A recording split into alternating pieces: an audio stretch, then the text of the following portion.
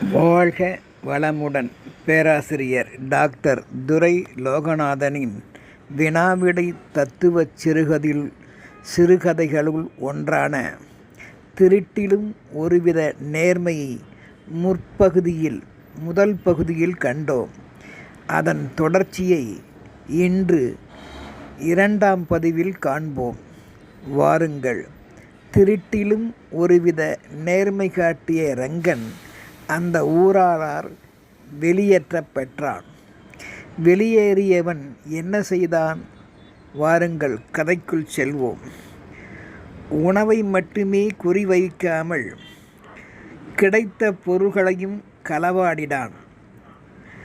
அதனை சந்தை பகுதியில் சென்று விற்று அதன் வழியே ரங்கன் தன் பசியை போக்கிக் கொண்டான். முன்போலவே இயலாதவர்களுக்கும் உதவினான்.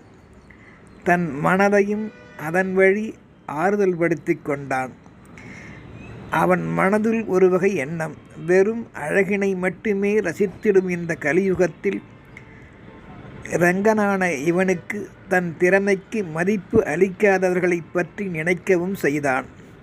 வேறு வழியின்றி எவருக்கும் தெரியாமல் நூதன முறையில் திருட்டிலும் எல்லார் வீட்டிலும் சென்று நடத்தாமல் மிகுதியாக இருப்பவர் வீடுகளையே குறிவைத்து எப்பொழுதும் போல் தன்னை அர்ப்பணித்து கொண்டான்.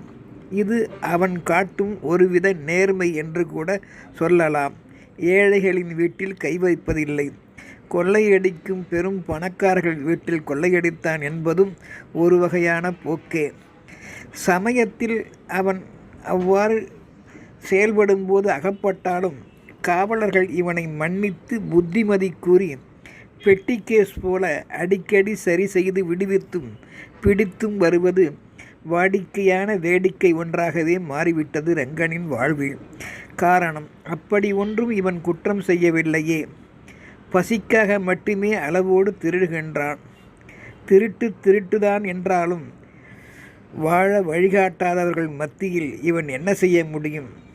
இவன் பிறப்பின் குற்றமா? இவன் முகம் அகோரமாய் மாறியது யார் குற்றம்? அது கிடக்கட்டும்.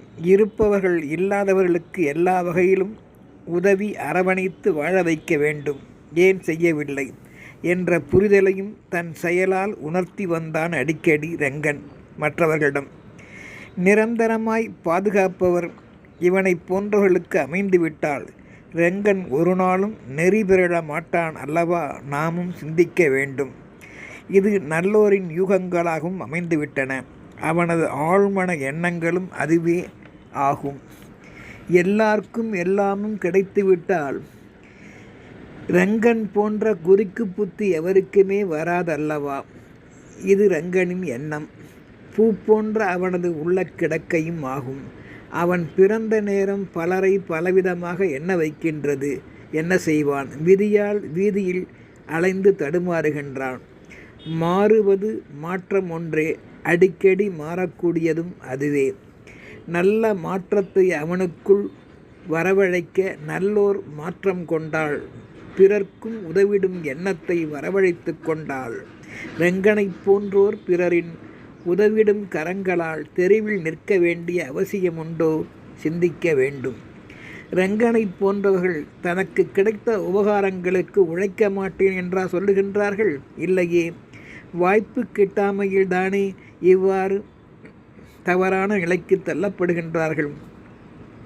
சமுதாயத்தை நன்முறையில் மாற்றி காத்திட வேண்டிய பொறுப்பு வசதி படைத்த அதிலும் நல்ல கருணை உள்ளங்கள் கொண்டவர்களிடத்தில் மட்டுமே அடங்கியுள்ளது. மனித நேயம் வளர்ந்துவிட்டால் யாவும் சரியாகிவிடும் என்பதையெல்லாம் ரங்கன் சிந்திக்கும் அக அழகு உடையவனே. அதில் ஒன்றும் குறையில்லை.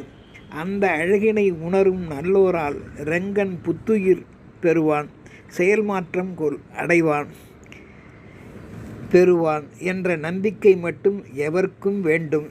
இல்லாமையை இல்லாமையாக ஆக்கி போராடுவோம் என்பதே ஏழை எளியோரின் மறு உந்துதல்கள் எனலாம் இக்கால போக்கிலும். ஒரு முறை மதுரை 80ல் ஒருவர் வீட்டிற்கு திருடச் சென்றான் ரங்கன்.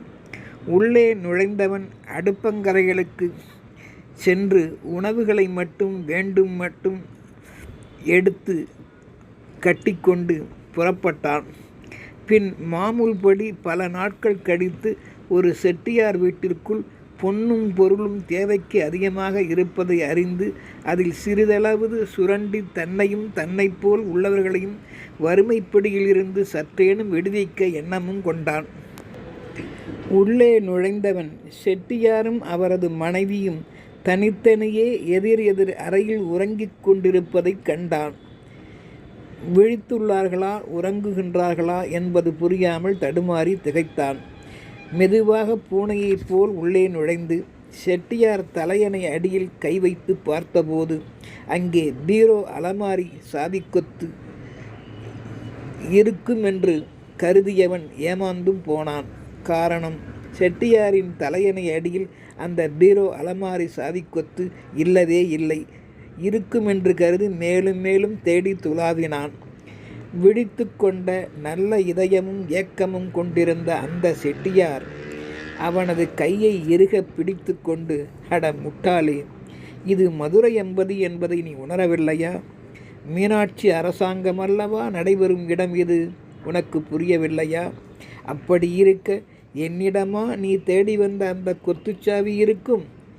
வீணே காலத்தை வீணாக்குகிறாயே. நானும் எனது சில தேவைகளை பூர்த்தி செய்திட அந்த கொத்துச்சாவியைத்தான் அவளிடமிருந்து எடுக்க முடியாமல் கைப்பற்ற முடியாமல் பலமுறை திணறி வருகின்றேன். அப்படி இருக்க நீயும், உன் பெயர் ரங்கன்தானே? போன சமயம் எனது உறவினர் வீட்டில் உணவு திருடிச் சென்றவன் நீதானே என்று தயங்கியபடி கேட்க, அவன் எப்படி இவர் அறிவார் என்ற சந்தேகத்தோடு திரும்ப நோக்க, செட்டியார் கூறினார், உன்னை பற்றி பலமுறை நான் செய்தித்தாட்களிலும் நாளேடுகளிலும் படித்திருக்கின்றேன் நண்பா. உன் முகத்தை பார்த்தவுடன் தான் தற்போது யாவும் விளங்கிக் கொண்டேன். உன் மீது தவறில்லை, என்ன செய்வாய் பாவம், எல்லாம் பசிபடுத்தும் பாடு என்பதை நான் அறிவேன். சரி, வந்ததுதான் வந்தாய், உனக்கு வேண்டியதை எடுத்துச் செல் என்று கூறினார். அப்பொழுது மனதுக்குள், பாவம், இவன் வெளியில் இருந்து கொண்டு இருக்கும் இடம் தேடி அலைகின்றான். நான் உள்ளே இருந்து கொண்டு எனக்கு கிடைக்காத சாவிக்கொத்தை பற்றி நினைத்து நினைத்து அழுகின்றேன். என்ன வித்தியாசம்? எனக்கு கிடைக்காதது உனக்கும் உன்னை சார்ந்தவர்களுக்குமாவது கிடைக்கட்டும் என்று மனதுக்குள் கருதியவர் உடனே விளக்கம் சொன்னார். தனது மனைவி அறைக்கு அவனை மெல்ல அனுப்பி வைத்து அவள் தலையணைக்கு அடியில்தான் உள்ளது என்று அவனை செயலாற்றச் செய்தான். தன்னை விட மோசமாக உள்ள செட்டியாரின் நிலையை புரிந்து கொண்டான் ரெங்கன். ஒரு ஆண் மனதை தன்னை போன்ற ஆணே அறிவான் என்ற புதிய பழமொழியை உருவாக்கி கொண்டு தான் களவாடிய பணத்தினை மட்டும் அப்படியே செட்டியாரிடம் கொடுத்துவிட்டு விடைபெற முயன்றான். தம்பி, என்னைப் போல் வசதி படைத்தவர்கள் வீட்டில் எப்பொழுதும் சாவிக்கொத்து பெண்கள் தலையணைக்கு அடியில்தானப்பா இருக்கும். இதை நீ புரிந்துகொள், தொழில் ரகசியம். இது கூட அறிந்திடாமல் களவாட வந்துவிட்டாயே என்று வழிமுறையும் சொல்லிக் கொடுத்த, தன் தேவைக்கு வழி ஏற்படுத்தி கொள்ளும் உன் வீட்டு திருடர்களும் உள்வீட்டு திருடர்களும் செட்டியார் ரூபத்தில் இல்லாமல் இல்லை போலும் என்று கருதினான். இதில் வேடிக்கை என்னவென்றால், ஏம்பா ரங்கா, என்னிடம் ஏன் இவ்வளவு தொகையையும் நீ கொடுக்கின்றாய் என்று செட்டியார் கேட்டார். உனக்கும் நின்னை சார்ந்தவர்களுக்கும் வேண்டாமா என்றதும் கல்லுக்குள் ஈரம் போல மனிதாபிமானத்துடன், ஐயா செட்டியாரே, கையில் பணமே இல்லாமல் உங்களைப் போன்ற செல்வர்கள் மட்டும் அல்லல் படவே கூடாது ஐயா. இருந்தும் அனுபவிக்காமல் உள்ளீர்களே, அதுதான் எனக்கும் வேதனையாக இருக்கிறது. நான் இல்லாதவன் கிடைத்தால் அனுபவிப்பேன், இல்லையேல் விதியை நொந்து கொள்வேன். எனக்கு இல்லாவிட்டாலும் பரவாயில்லை செட்டியாரே, வேறு 4 வீடு சென்றாவது சரி செய்து கொள்வேன். பாவம், நீங்கள் வீட்டுக்குள்ளேயே ஆட்சியின் கட்டளைப்படி முடங்கி கிடக்கின்றீர்கள். என்ன செய்வீர்கள் பாவம்? நீங்கள் என்ன செய்வீர்கள்?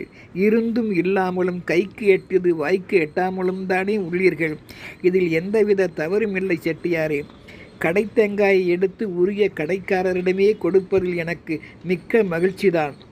ஒரு ஆடவனுக்குத்தான் என்னைப் போன்ற நிலைப்பாடுடைய ஒரு ஆண்மகனை உணரவே முடியும் என்று அவரது கையில் எடுத்து அந்த பணத்தை திணித்து அவர் வாயையும் பொத்தி பேசவிடாமல் அடைத்தான். தன் நேர்மை குணத்தால் துன்பத்துள் இன்பமும் இன்பத்துள் துன்பம் நிறைந்ததுதான் உலக வாழ்க்கை. பதுக்கள் பேர்வழியிடம் உள்ள முழுவதையும் பிறர்க்கு கொடுக்கக்கூடிய ஒரு வகை நேர்மையான திருடர்களும் உலகில் இல்லாமல் இல்லை. புரிந்து வாழ்வோம். பழைய திரைப்பட பாடல் சொல்வது போல, கொடுக்கிற நோக்கமும் காக்கிற நோக்கமும் உறுதியாகிட்டால் பதுக்கிற நோக்கம் கெடுக்கிற நோக்கமும் தோன்றாதல்லவா. மீண்டும் சொல்கிறேன், பழைய திரைப்பட பாடல் சொல்வது போல, கொடுக்கிற நோக்கமும் காக்கிற நோக்கமும் உறுதியாகிட்டால் பதுக்கிற நோக்கமும் கெடுக்கிற நோக்கமும் தோன்றாதல்லவா. சிந்திக்க வேண்டும். நேர்மையே. வாழ்க வளமுடன்.